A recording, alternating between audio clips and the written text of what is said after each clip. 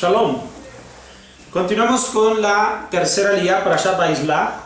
Estamos en el capítulo 32, ahora versículo 31. Terminaremos el capítulo 32, inmediatamente comenzamos el capítulo 33 y alcanzaremos el versículo número 5. Bien, continuamos. Y llamó Jacob el nombre del lugar Peniel, porque vi ángeles de Elohim cara a cara, y se salvó mi vida. Le alumbró el sol cuando pasó Penuel, y él estaba cojeando su muslo. Por eso no comen los hijos de Israel el tendón que se contrae, que está sobre la cabeza del fémur hasta el día de hoy, porque golpeó la cabeza del fémur de Jacob en el tendón que se contrae. Alzó Jacob sus ojos y vio, y aquí que Esab estaba viniendo, y con él 400 hombres. Entonces repartió a los hijos entre Lea, Rachel y las dos doncellas. Colocó las doncellas y sus hijos primero, a Lea y sus hijos detrás, y a Rachel y Yosef atrás, o sea, más atrás. Él pasó delante de ellos y se prosternó a tierra 7 veces para acercarse a su hermano. Entonces corrió Esab a su encuentro, lo abrazó, cayó sobre su cuello y lo besó, y lloraron. Alzó sus ojos, vio a las mujeres, a los hijos, y dijo: ¿quiénes son estos de ti? Y le contestó: los hijos que agració Elohim a tu siervo. Bien, como veníamos platicando en la clase anterior, o en la aliyá anterior, en la segunda, después de que se ha tenido este encuentro con el ángel, denomina este lugar Peniel, que viene la palabra Panim, delante de Dios, él, porque él vio a Elohim cara a cara y él todavía permanece con vida. Y con esto aprendemos lo que platicábamos en la clase anterior, que ha recibido este mal para que ahora esté preparado para recibir un bien de parte de Esab. Y esta enseñanza que nosotros tenemos de ahora, después de recibir muchos bienes durante 20 años que estuvo en la tierra de Labán, su suegro, obviamente se fue alternando bienes y males, pues sufría por su suegro y por eso aumentaron sus bienes. Esa gran justicia que él tuvo le permitió la riqueza que alcanzó. Ahora, pero al darse cuenta que toda esa bendición ha recibido, su hermano puede tomar contra él represalias, pues Akadosh Baruj Hu posiblemente ya se haya separado de él, de acuerdo al pensamiento que tiene Jacob, porque han sido demasiadas las benevolencias que ha tenido Hashem con él, pues lo ha visto en 2 campamentos. Entonces Hashem, conocedor de esto, hace llegar al ángel para que se enfrente con Jacob. A causa de eso, Jacob sale lesionado del tendón y entonces sufre, le causa un sufrimiento.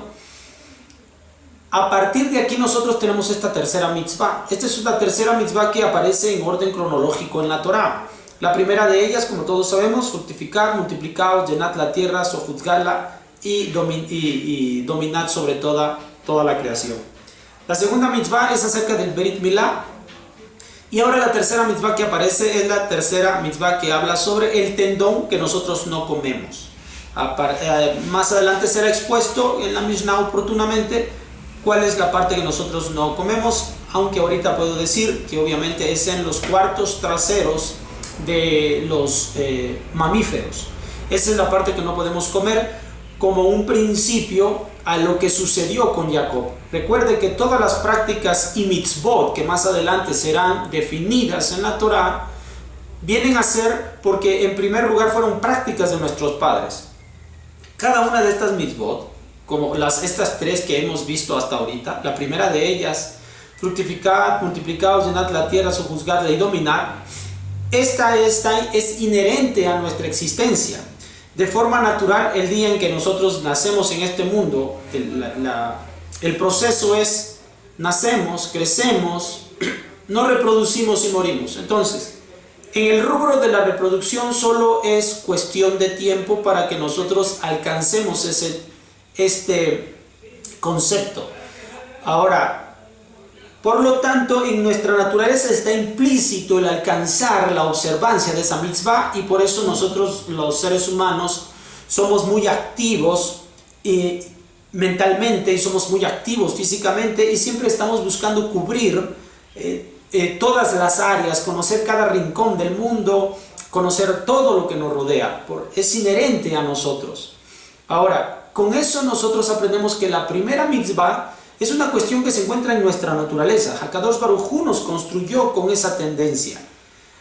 En la segunda mitzvah es una mitzvah que Hakadosh Baruj Hu solicita a Abraham Avinu que pueda llevar a la práctica por una convicción, pero bajo una convicción propia de Abraham. Es decir, Hakadosh Baruj Hu solicita al hombre, si quiere poner a andar, si quiere echar a andar la práctica de la mitzvah del Brit Milá. Obviamente Abraham va a obedecer. Por lo tanto, el hombre es convencido por Hakadosh Baruj Hu para obedecer esta clase de mitzvot, de mandamientos. Así que tenemos dos diferentes formas de entender cómo los mitzvot han aparecido. En primer lugar, de forma natural, la primera mitzvah. La segunda mitzvah, Hakadosh Baruj Hu me convence a mí, o sea, siento que es correcto lo que Hakadosh Baruj Hu me está haciendo, entonces yo busco practicarlo. Por la influencia de Hakadosh Baruj Hu en mi vida. Pero la tercera mitzvah, esta mitzvah se origina desde el interior del pueblo, es decir, nosotros mismos decidimos no comer la parte esta que se arruinó en la vida de Jacob Avinu. Entonces, nosotros aprendemos que también de nosotros mismos hay una tendencia a decir qué cosas queremos que también sean aceptadas como mitzvot, como mandamientos. Es una relación completa de allá para acá y de aquí para allá entre Hashem y nosotros.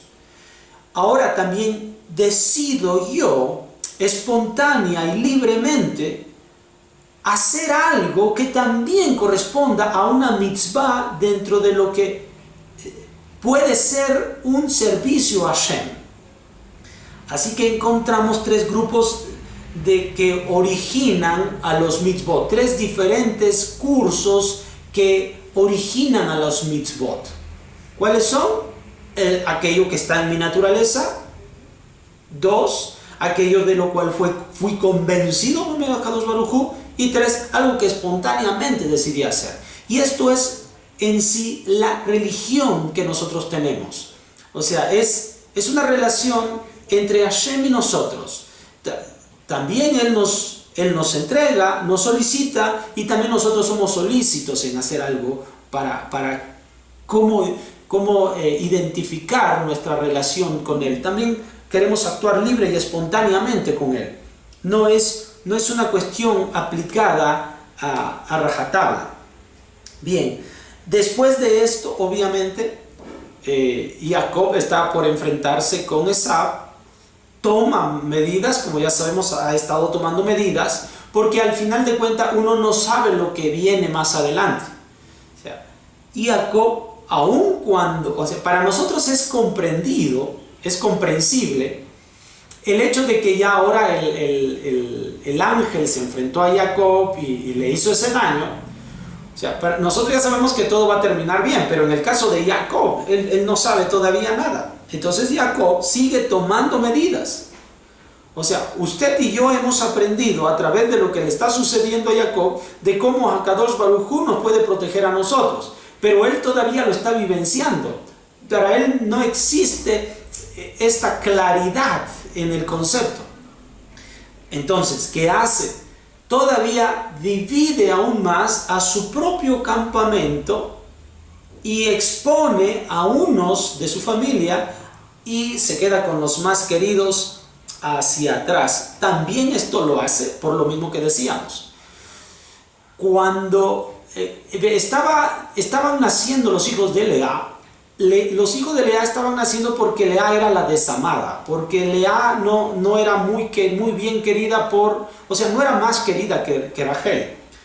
Entonces, cuando Hakadosh Baruj Hu vemos que protege a la desamada, le da a la desamada, en este caso a Lea. Ahora Jacob ya lo aprende y por eso hace una diferencia entre saber a quién va a enviar primero y a quiénes son los que va a proteger después. Porque Akadosh Baruj Hu ya ha demostrado estar con Lea y estar con las otras doncellas antes que con Rachel. Por esa razón, protege más a Rachel. Akadosh Baruj Hu, esta es otra ley que aprendemos. Akadosh Baruj Hu está más bien con los desamados, porque los amados, que los que tienen un amor en esta vida, ya tienen quien los cuide, quien los proteja, pero los desamados no tienen quien. Y esa es la razón por la cual hace esta diferencia Jacob y Esaú, o sea, toma sus medidas, aun cuando naturales, también espirituales.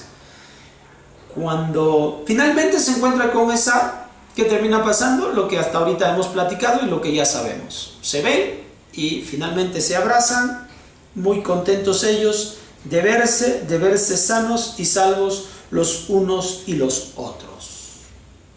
Finalmente va a darse cuenta de toda la familia que tiene Jacob y Esaú va a estar satisfecho de poder ver a su hermano y ver todo lo que ha sucedido con él al final de cuentas. Nos vemos para la cuarta aliyá. Shalom.